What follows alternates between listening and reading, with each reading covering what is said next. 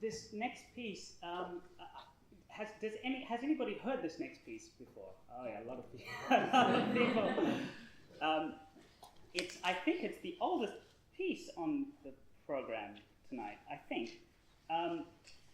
It was written in 1975 by an American composer, Tom Johnson, and I believe that now Tom Johnson is, people are laughing, I see already, which is a good sign, but Tom Johnson is a composer who's kind of more known for his minimal music, but before he went the minimal route, he wrote a lot of pieces such as what I'm about to play for you, which are not minimal and are quite theatric, where sort of somebody comes up with a double bass and they do all sorts of things that seem kind of ridiculous and crazy, and hopefully it's quite fantastic. And this is one of his most well-known works in that genre, and it's called Failing, and it has, the title is Failing, and the subtitle is A Very Difficult Piece for Solo String Bass. And in Failing, I am required to read a long text while playing music written above the text. The text must be read out loud at a more or less normal pace, and I must not allow the music to slow me down.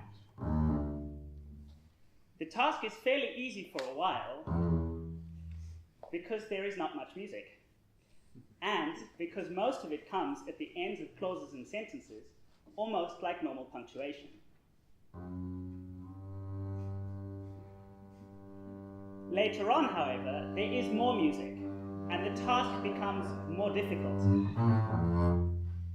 So difficult, in fact, that I will probably not be able to do it without either slowing down my reading speed or else making mistakes in the music.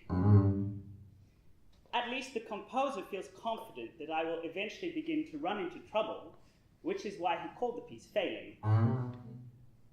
So far, the task is still not that difficult.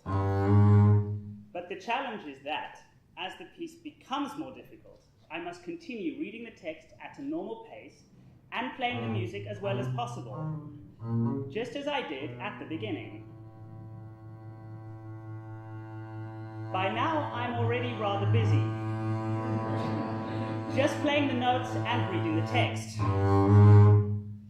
But the text says that I should also try to listen to what I'm doing as much as possible, and speak loud enough to keep a balance between the speaking and the playing.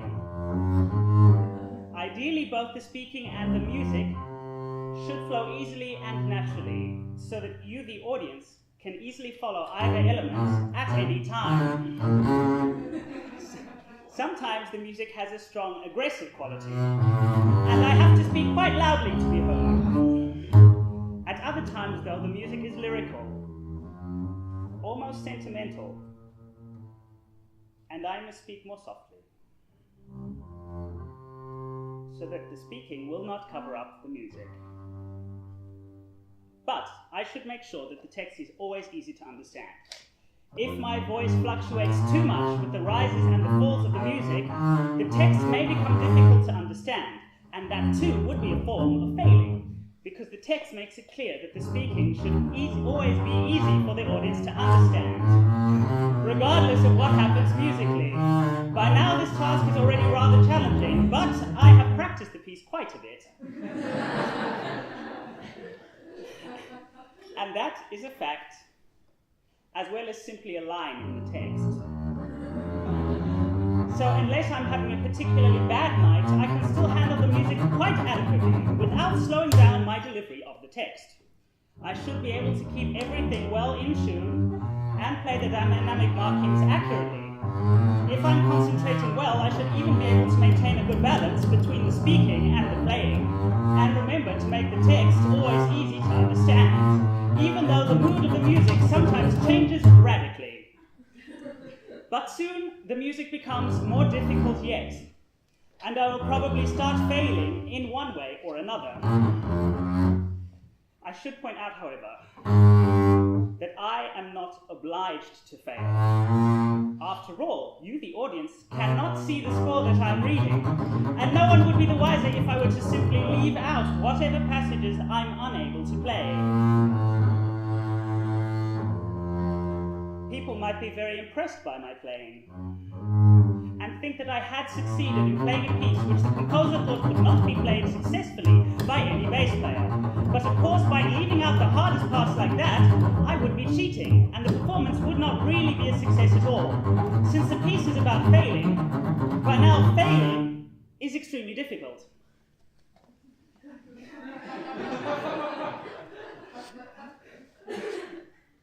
That is, the piece called Failing is extremely difficult.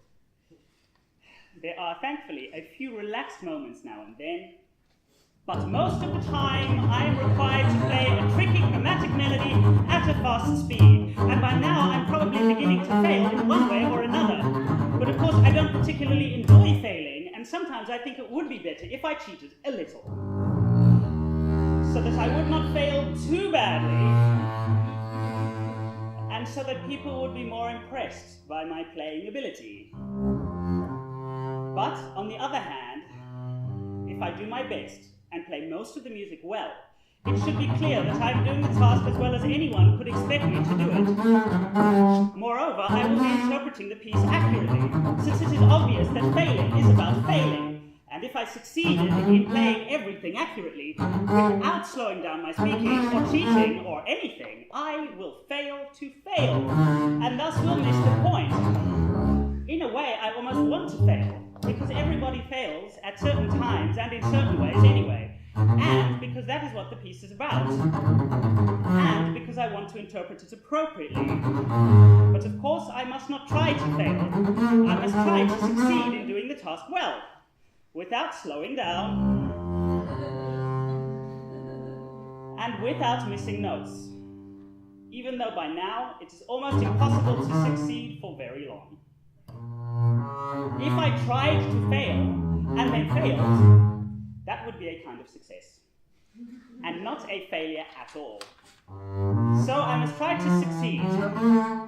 That way, when I fail to succeed, I will succeed in communicating the essence of the piece, even though I will fail to accomplish the task as it is set up. In other words, I will not be able to fail unless I'm trying to succeed. And I won't succeed in interpreting the piece sensitively unless my performance turns out to be a failure. Or, putting it another way, I will probably succeed in failing to succeed, not only because the music is so difficult, but also because if I fail to succeed in failing to succeed, I will fail to fail and will miss the point, since failing is obviously about failure, and since any successful performance must be a qualified failure. In any case, I'm continuing to read the text and play the music as well as possible, attempting to maintain a normal pace and make the text comprehensible. And I'm probably continuing to fail.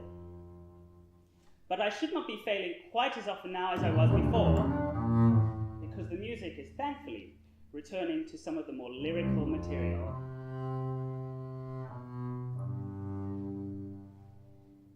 Even that material is difficult to play as expressively as I would like to under these circumstances.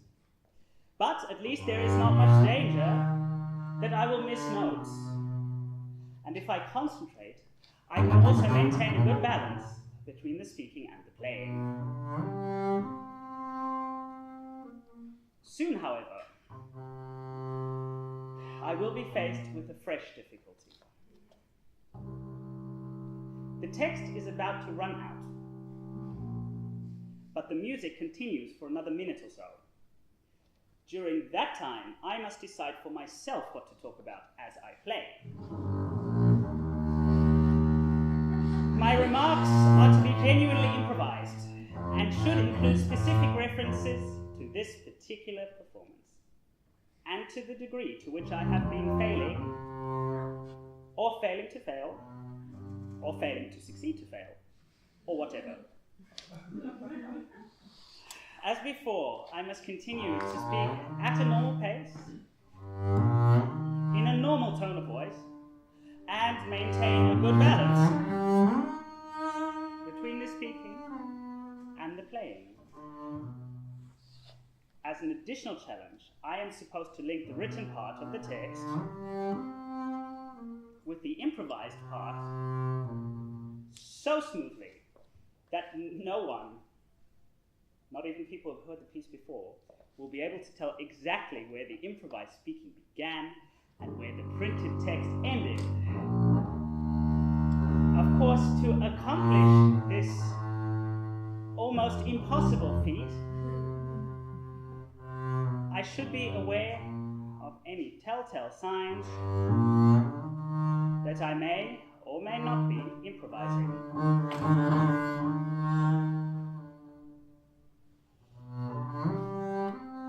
Of course, once I make specific reference to this particular performance in series H40,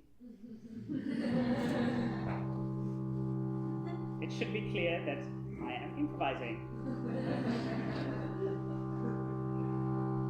Thankfully, there are only 2 notes left of this piece.